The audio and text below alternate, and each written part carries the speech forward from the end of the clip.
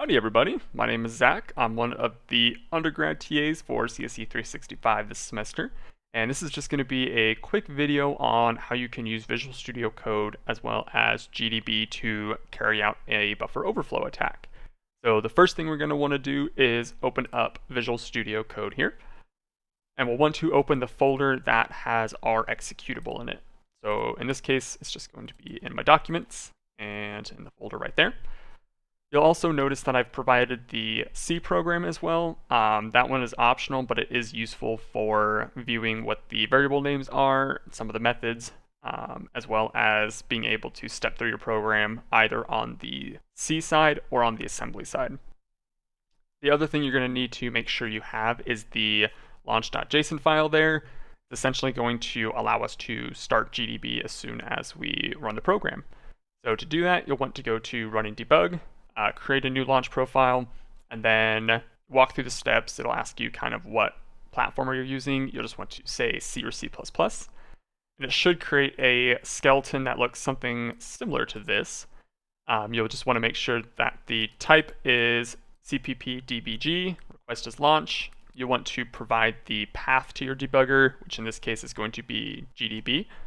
If you don't have it installed already, it's not installed by default on Ubuntu. You'll just want to do apt-get install GDB. And if you don't remember where you have GDB installed, you can just type in which GDB in a terminal, and that will give you the location. You'll also need to provide the current working directory, which in this case is just going to be handy-dandy variable that specifies what the workspace folder is.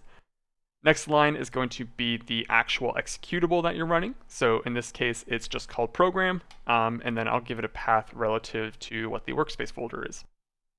The next one is optional, but I think it's helpful. It allows you to specify a breakpoint that will automatically be inserted into your code as soon as you start running it, which is very helpful for being able to step through and make sure you don't miss any codes, or lines of code, I should say. This one is optional though. You can remove it if you don't need it, but I just think it's helpful. After that, you'll want to actually run your launch profile to make sure it works. So if we go to run and debug here, GDB launch, you'll notice that it opens up my C program. So this one is just a super simple program that will ask me for my name and then store it in a buffer, call a function here, copy message, which let's go ahead and get to that point. It's going to give it what the name I entered, and then if we step into here, it allocates a new buffer that's going to have hello in it, and then it'll concatenate the input at the end of the message buffer here, and you'll notice that it's also not using a specific length, so it's not protected. It's just going to take whatever input I give it, put it on the end of message, and it won't care about allocated buffer sizes or anything like that. So after it concatenates it, it'll go ahead and print a message saying hello Zach and end the program. There's also another function in here called execute me. It's not called anywhere, and our goal is to use a buffer overflow attack to change one of the return addresses to call this execute me function instead of returning back to main. That's going to be done through copy message and strcat right there. A couple other things that are helpful to note throughout the debugging process is that down here there are two useful windows. We have the terminal here where we can actually type in commands that will be interpreted by the program. And then we also have this debug console here, which is going to be the GDB session. So if you want to run any GDB commands in there while a program's running, this just has to go in there. And they always have to be prefixed with -exec. So for example, if I just want to print out the contents of this input variable here, let's go ahead and actually put something in it. Then I can go back to here. I'm going to use x/32x and then the name of the variable or the memory location. So in this case, it's just going to be input. And that will print out the next, I believe, 32 bytes, starting at the input right there. So if we convert that out from hex, we should get ASCII characters that say Zach in little Indian order. After that, the other helpful thing you can do is view the disassembled code in real time alongside your C program. So you just need to right-click in your C program here, go to Open Disassembly View, and it will show you kind of line by line what your program's doing. You'll also notice that since we have breakpoints set, it's going to kind of highlight what the next instruction is going to be. So if we want to step message by message inside the C program, we can do that. But we can also step line by line in the disassembly view as well, just to keep things a little simpler. Kind of like that.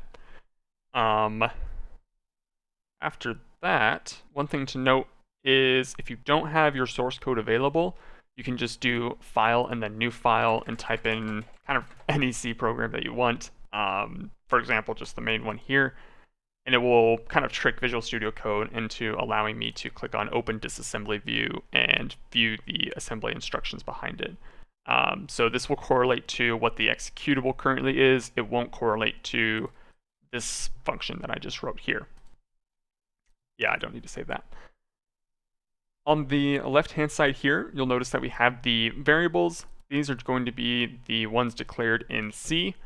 And we also have the registers view here, so we can open up the CPU registers and view those contents. The other helpful thing we can do is add variables to be watched throughout the entire program.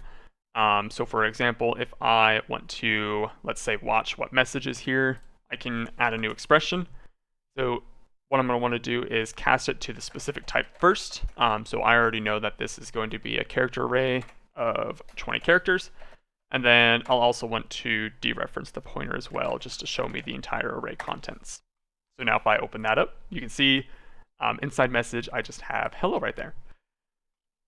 Cool thing you can do as well is give it a length beyond what is actually allocated, and it will show you those bytes in memory, assuming that the program has access to actually view them. So you'll notice here, I've only allocated 20 characters to this, but I can go beyond 20 and start reading the contents past it, which is going to be the premise for the buffer overflow attack. You'll notice here I also use the variable name. You can use the memory location as well if you want. So for example, I can just copy the value from RDI here, which is going to be a memory location, and then add an expression.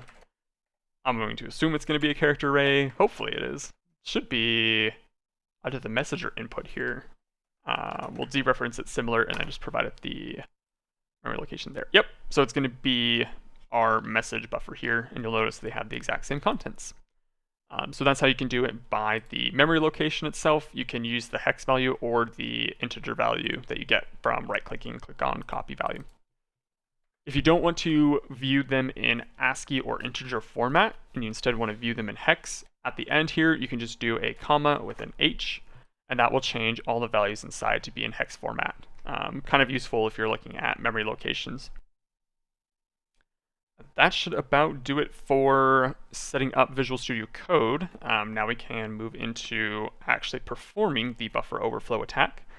So the first thing we're going to want to do is locate the address of the buffer itself that we're targeting. So in this case, we're concatenating things on the end of message here, and we know that our return address is most likely going to be located somewhere after where this buffer is allocated. So just to make sure I can do that, we'll go into our launch.json here, and actually this takes an input from the terminal. Yeah, so I don't even need to add any arguments. I can just click on run here, and then when it asks me to enter my name, I'm just going to enter in a bunch of A's, well beyond what the 20 or so that is allocated here. And now if I hit enter and try to run, I'm going to get a segmentation fault, which suggests that I overwrote the return address. Now we just need to figure out where this buffer address actually is. So to do that, we'll utilize the fact that we know RDI and RSI are going to be the first two parameters that are added to functions. So this one right here is message, the first one being passed, so it's going to be in the contents of RDI. So I go ahead and go back to my strcat function here. Give it a name too. You'll notice here we actually are not ready to run the strcat just yet. That's down here. It first has to move the contents into the registers. So, oh, I didn't have the disassembly view actually set up. But I believe that RDI still should have the contents in there. So if we go open up RDI, we can copy the value, add an expression. Oh, it did overwrite them, huh? Yeah, let me restart the program real quick. There we go. So go ahead and give it a name. Now we're at strcat, and then I'm going to insert a breakpoint right before strcat instead. So now if I open up the registers view and I go into CPU, I can copy the value of RDI, paste it right into there, and this should be, get rid of that just to make sure. Yep, so that's going to have the contents of hello in it to start with. And that right there is going to be the address of my message buffer. So that I'm going to want to make a note of. So for example, let's just open up the terminal here, and we will say RDI has, oops, that's not what I want, that value in it. Next thing we're going to want to do is find the return address in memory relative to where the buffer is actually being allocated. So in order to do that, we want to set a breakpoint just before strcat is called, and then we'll go into our debug console here so we can execute a GDB command, and we'll do info frame. So you'll notice here that we have our RIP contents here, which matches up with that, but we actually want to be using the saved RIP values instead of what the actual ones currently are. So our saved RIP value is going to be at memory location there, and that's the actual contents of RIP. So for example, if I want to actually view it, what I can do is tell it to execute, print out the contents of that right there, and you'll notice that the first 8 bytes actually, shoot, that's only going to be 4 bytes right there. Yeah, so the first 8 bytes, since we're on a 64-bit system, will be those 2 right there, which is going to correspond to our saved RIP. And all we need to do is just take note of this RIP value here.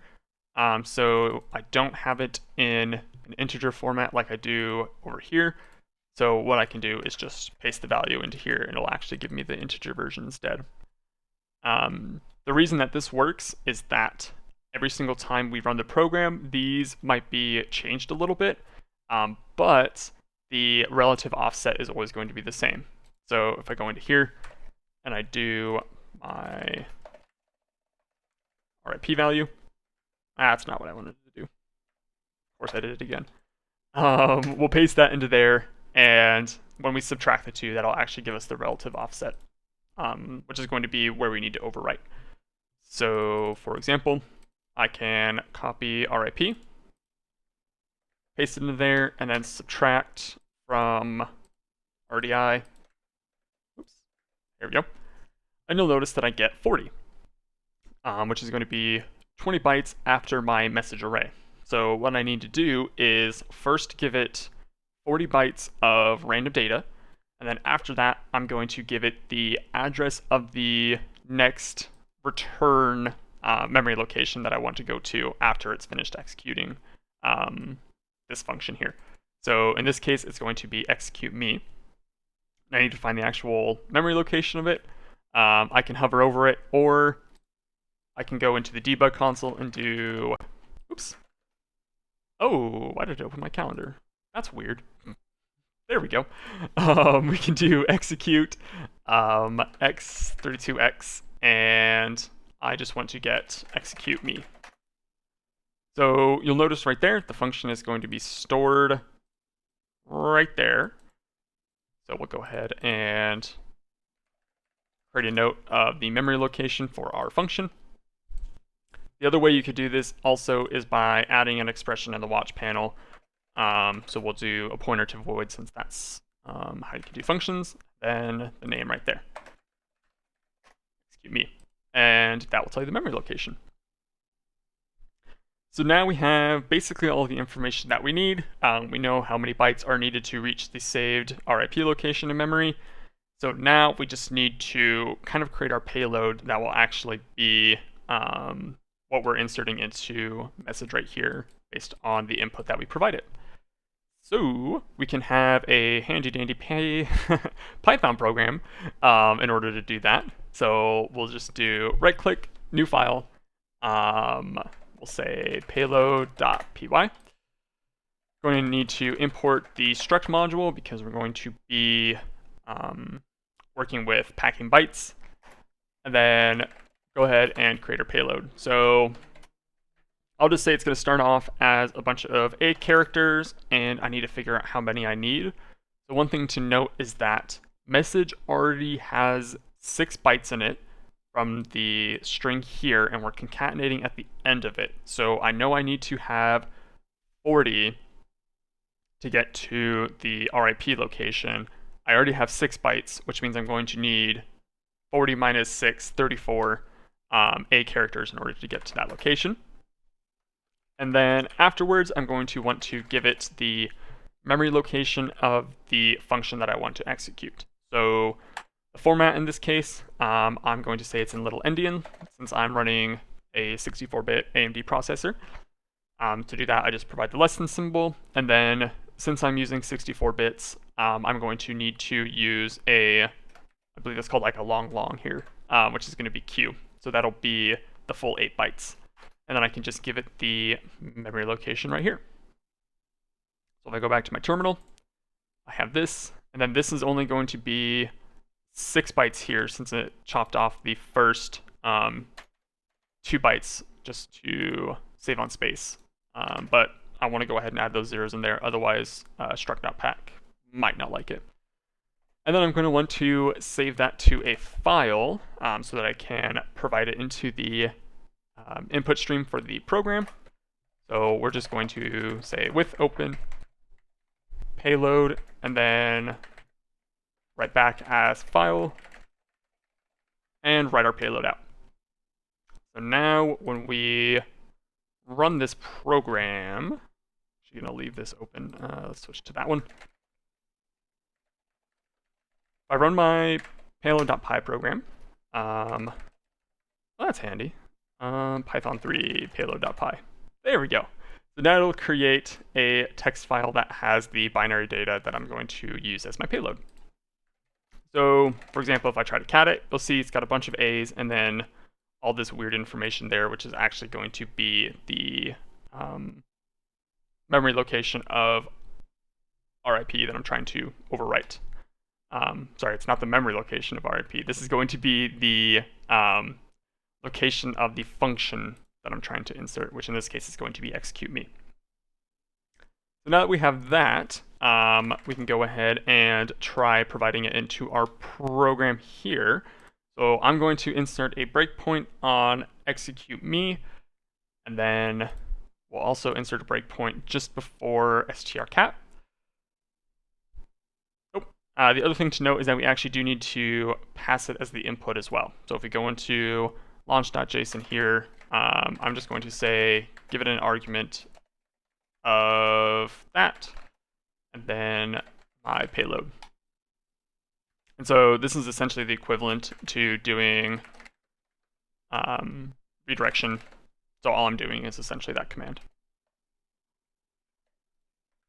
Now that we're providing it the input, we can go ahead and run it again. So you'll notice this time, it's not even going to ask me for it. And if I go look into the input array, you can see it has a ton of A's in it. And then afterwards, it's going to have these kind of weird characters in them, but that is going to be the memory location of execute me. And if we change that into a hex view, which add watch and edit expression, comma H, you can see 0x41 is going to be A, and then afterwards we have C951, which if we hover over execute me, we have C951 right there. It's a little endian, it's going to be backwards. Afterwards, we can go ahead and go into here, Let's open up the disassembly view and go right before strcat. If I do the frame information to see what our saved rip is, it's right there.